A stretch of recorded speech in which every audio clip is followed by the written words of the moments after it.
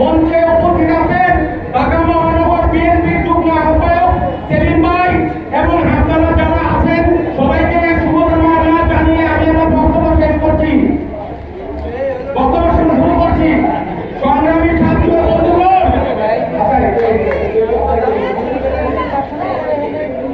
আজকে শহীদ প্রেসিডেন্ট জিয়াউর রহমানের যে সৈনিক আছে তাদের মধ্যে বাসের কাজ চলতেছে।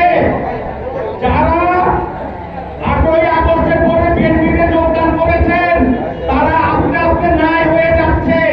তাই অনেক বড় বড় নেতা মিছিলে এখন আর লোক হয় না, মিছিল ছোট হয়, কিন্তু ইনশাআল্লাহ আল্লাহ তাআলার কাছে শুকরিয়া যে আনোয়ার ভাই যেখানে যায় সেখানে লোকে লোকারণ্য হয়ে যায়। অপেক্ষা করে আপনারা যে সমবেত হয়েছেন আজকে তাদের প্রমাণ। আমরা 91 সালে দেখেছি মেজর মান্না লিখেছিলেন, উনি আমাদেরকে আবার অসহায় করে এতিম করে চলে গেছেন। আবার এর তারপরে দেখেছি শাহাবুদ্দিন ভাই এসেছিল, শাহাবুদ্দিন ভাইও আমাদের নেতা কর্মীদের কোনো খবর রাখে নাই।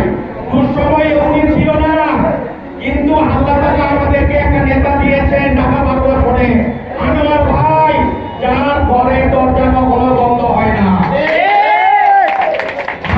আমি ওনার বাসায় ওনার সাথে পরিচয়ের সাথ থেকে অনেকবার যাওয়া হয়।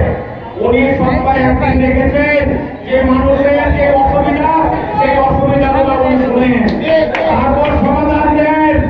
কারো ডাক্তার লাগে, কারো নগদ টাকা লাগে, কারো স্কুলে ভর্তি হইতে হয়, কিন্তু এমন কোন লোককে তো তার আসলে পাওয়া যাচ্ছে না।